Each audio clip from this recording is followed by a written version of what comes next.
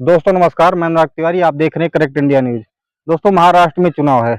महाराष्ट्र के एक मंच पर प्रधानमंत्री नरेंद्र मोदी ने महिला सुरक्षा पर और महिला स्मिता पर खूब दहाड़े, लेकिन कांग्रेस पार्टी कह रही है कि यह सब एक ढोंग है, इसके सिवा कुछ नहीं। हम इस पर बात करेंगे, लेकिन सबसे पहले कुछ चेहरे आपके स्क्रीन पर। कुलदीप सिंह सेंगर, प्रज्वल रेवन्ना, राम रहीम, स्वामी चिन्मयानंद, आसाराम बापू, बीएचयू आईआईटी के गैंग रेपिस्ट, 3 गैंग रेपिस्ट और ब्रिजभूषण शरण सिंह। ये कुछ चेहरे हैं, इस पर आप गौर करिएगा, इस पर हम चर्चा करेंगे।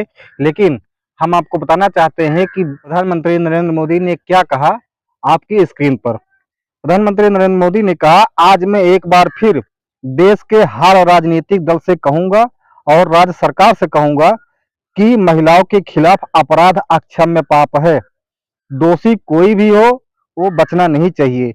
उसको किसी भी रूप में मदद करने वाले बचने नहीं चाहिए। ध्यान दीजिएगा, अस्पताल हो, स्कूल हो, दफ्तर हो या पुलिस व्यवस्था, जिस भी स्तर पर लापरवाही होती है, सबका हिसाब होना चाहिए। महिलाओं पर अत्याचार करने वालों को कड़ी से कड़ी सजा देने के लिए हमारी सरकार कानूनों को भी लगातार सख्त कर रही है। साथियों, माताओं, बहनों, बेटियों का सामर्थ्य बढ़ाने के साथ साथ उनकी सुरक्षा भी देश की प्राथमिकता है। मैंने लाल किले से भी बार बार इस विषय को उठाया है। आज देश का कोई भी राज्य हो, अपनी बहनों बेटियों की पीड़ा को, उनके गुस्से को मैं समझ रहा हूं। मैं एक बार फिर देश के हर राजनीतिक दल से कहूंगा, हर राज्य सरकार से कहूंगा कि महिलाओं के खिलाफ अपराध अक्षम्य पाप है। दोषी कोई भी हो, वो बचना नहीं चाहिए। उसको किसी भी रूप में मदद करने वाले बचने नहीं चाहिए।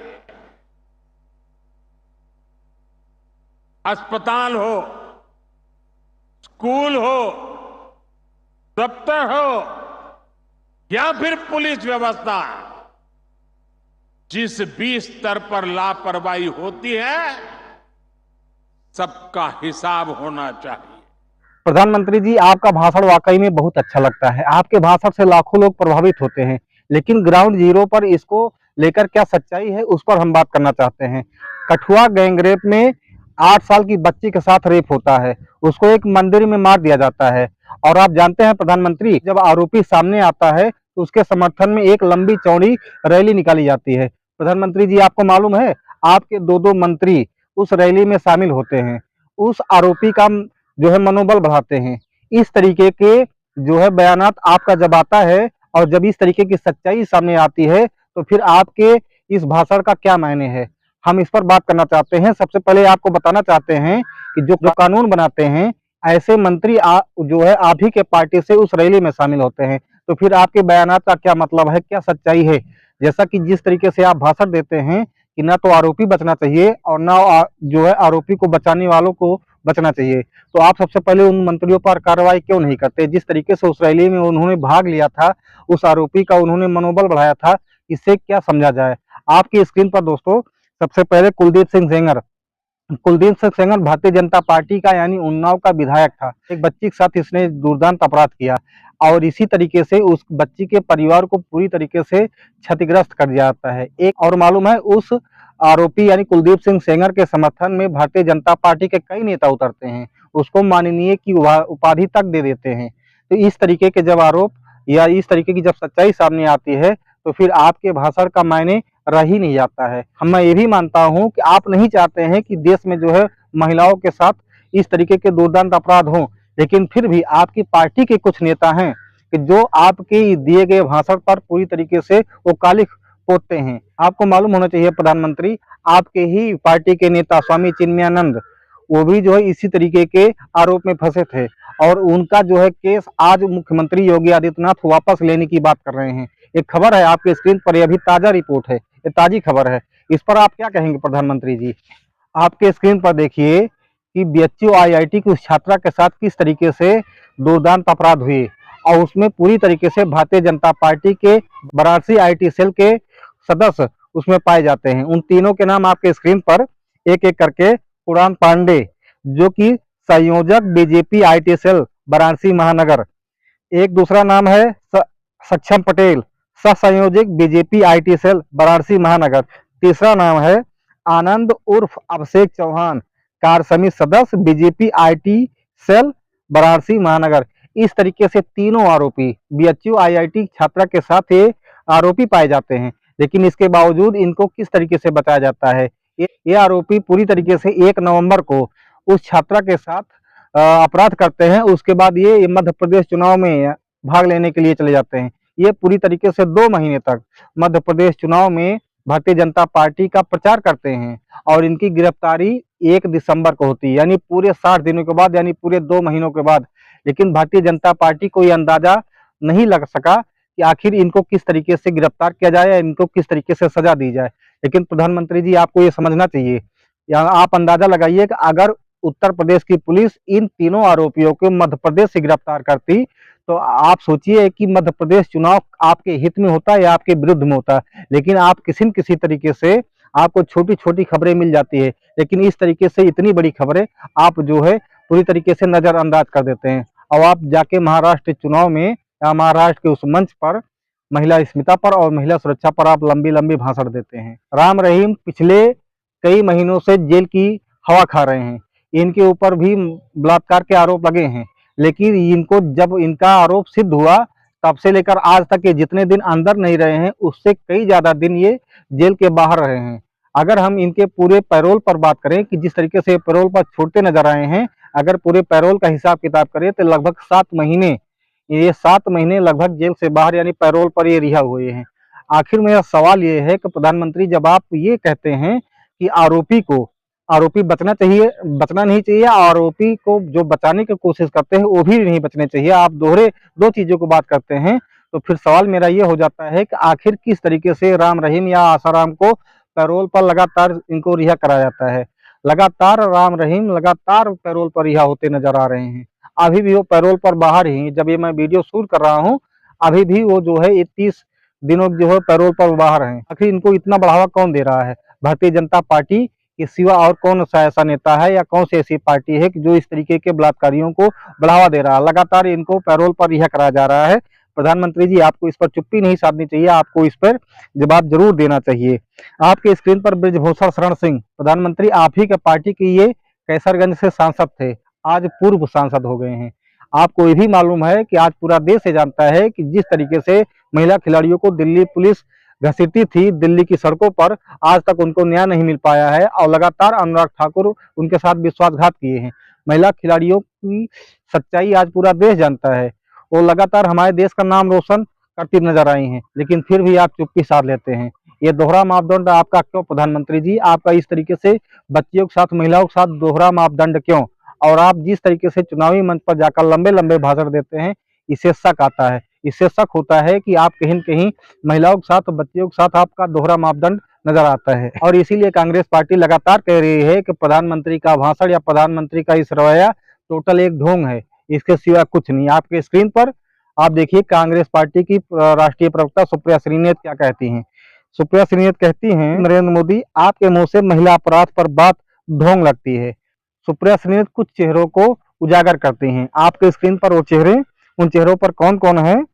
ब्रजभूषण शरण सिंह, कुलदीप सिंह सेंगर, स्वामी चिन्मयानंद, राम रहीम, कुणाल पांडे, सक्षम पटेल, अभिषेक चौहान, प्रज्वल रेवन्ना, आसाराम, बिल्किस बानो रेप केस के दोषी, इतने सब चेहरों को जो है सुप्रिया श्रीनेत उजागर कर रही हैं। अब हम अगर प्रज्वल रेवन्ना पर बात करें, तो प्रज्वल रेवन्ना कर्नाटक का एक नेता है, वो एचडी देवगौड़ा के यानी पूर्व प्रधानमंत्री का पोता है, और लगातार हजारों महिलाओं के साथ यौन उत्पीड़न का जो है आरोप उसके ऊपर लगा है।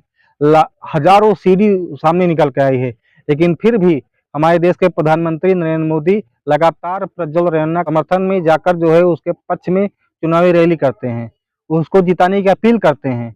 और जबकि उनके यानी भारतीय जनता पार्टी के जिला अध्यक्ष ही खुद ने बताया था कि सब प्रज्वल रेवन्ना को टिकट नहीं मिलना चाहिए, लेकिन इसके बावजूद प्रज्वल रेवन्ना को टिकट दिया जाता है और प्रधानमंत्री कर्नाटक जाता है, जाकर जो है प्रज्वल रेवन्ना के पक्ष में चुनावी रैली को संबोधित करते हैं, उनके पक्ष में समर्थन मांगते हैं और लोगों का मनोबल बढ़ाते हैं। आखिर ये दोहरा मापदंड क्यों प्रधानमंत्री? प्रधानमंत्री जी, आपके ही गुजरात मॉडल की एक महिला बिल्किस बानो के साथ कुछ लोगों ने यानी 10 से ज्यादा लोगों ने बलात्कार करते हैं और उसके बाद आपको ये भी मालूम होना चाहिए कि उस बिल्किस बानो के पेट में गर्भ था, उसके पेट में बच्चा था, लेकिन इसके बावजूद उसकी एक छोटी बच्ची को ये लोग मार देते हैं, उसके साथ गैंग रेप करते हैं और जब इनके ऊपर आरोप सिद्ध होता है, इनको जेल भेजा जाता है, तो इनको समय से पहले रिहाई दे दी जाती है और इनको पूरी तरीके से जब ये जेल से बाहर आते हैं, तो इनको फूल मालाओं से स्वागत किया जाता है, इनको मिठाइयाँ खिलाया जाता है, इनको इनके रिहाई की खुशी में मिठाई बांटी जाती है। इस तरीके से दोहरा मापदंड क्यों प्रधानमंत्री?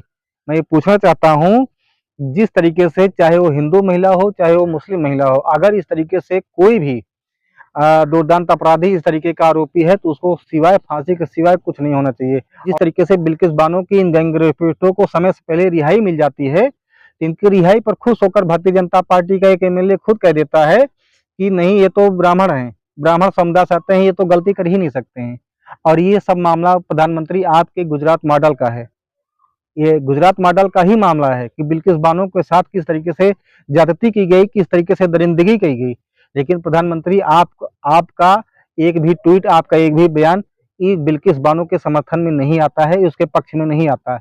ये दोहरा मापदंड प्रधानमंत्री माना जाएगा। लेकिन दोस्तों, प्रधानमंत्री जी को छोटी छोटी खबरें मालूम होती है, इनको बड़ी बड़ी खबरें जाने दी, इनको हर छोटी खबरें इनको मालूम होता है, लेकिन फिर भी ये पूरी तरीके से महिला अस्मिता पर या महिला सुरक्षा पर पूरी तरीके से चुप्पी साध लेते हैं और तब साध लेते हैं जब इन्हीं के पार्टी का कोई नेता या विधायक या कोई इनके पार्टी का कोई समर्थक इस तरीके का जो है बलात्कार या आरोप करता है या अपराध करता है, तब ये पूरी तरीके से चुप्पी साध लेते हैं। और प्रधानमंत्री नरेंद्र मोदी कहते क्या हैं आपके स्क्रीन पर? वो कहते हैं कि मैं आज चुनौती देता हूं कि पहले की सरकारों के 7 दशक एक तरफ रख लीजिए और दूसरे राज्यों में मोदी सरकार के 10 साल रख लीजिए।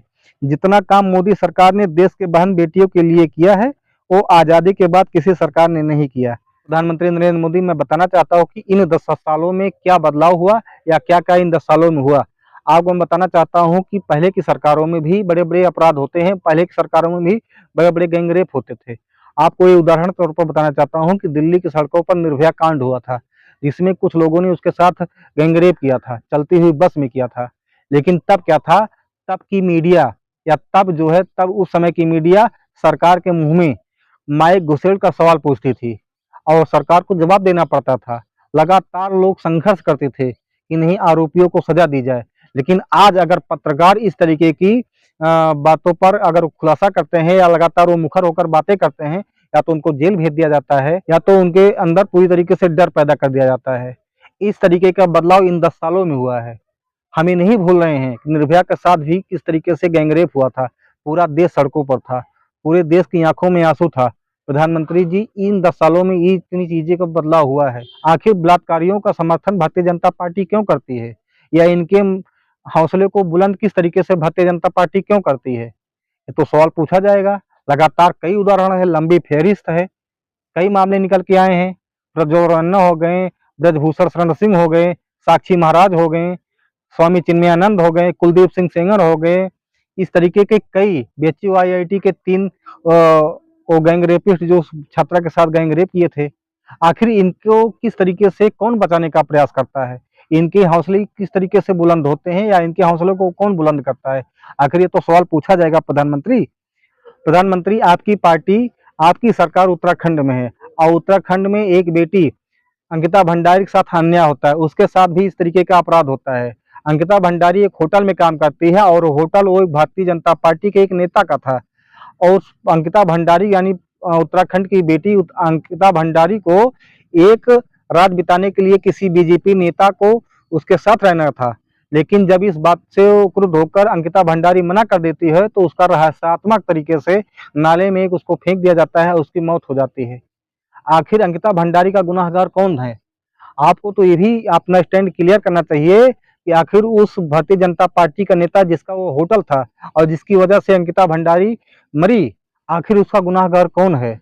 आप क्यों नहीं अंकिता भंडारी की उस गुनाहगार को आप अरेस्ट करते, उसको आप सजा देते? ये तो सवाल पूछा जाएगा प्रधानमंत्री, लगातार पूछा जाएगा, कई बार पूछा जाएगा, हजारों बार पूछा जाएगा। आखिर ब्रजभूषण शरण सिंह के ऊपर कार्रवाई क्यों नहीं होती? आपसे सवाल पूछा जाएगा। सवाल तो ये भी पूछा जाएगा कि करण ब्रजभूषण के बेटे करण भूषण को लोकसभा का टिकट भारतीय जनता पार्टी द्वारा क्यों दिया गया? आपसे सवाल ये भी पूछा जाएगा, क्या जब विनेश फोगाट दिल्ली की सड़कों पर संघर्ष कर रही थी, वो न्याय के लिए दर-दर भटक रही थी, तो उसके साथ न्याय क्यों नहीं हुआ? जबकि आपकी भारतीय जनता पार्टी की सरकार है और आपकी सरकार में देश की बेटी को, देश की महिला खिलाड़ियों को जो है न्याय नहीं मिला। सवाल तो लगातार पूछा जाएगा प्रधानमंत्री। आप लगातार आप किसी चुनावी मंच पर जाकर महिला अस्मिता पर, महिला सुरक्षा पर लगातार भाषण देते रहे, लेकिन फिर भी सवाल तो पूछा जाएगा। प्रधानमंत्री जी, आप सख्त होइए, आपके ही हाथ में सब कुछ है। अगर आप चाहेंगे तो देश की बहन बेटियां सुरक्षित रहेंगी। दोस्तों, आपका इस पर क्या क्या राय है? फिर मिलते हैं नई वीडियो के साथ, तब तक के लिए जय हिंद, जय भारत, नमस्कार।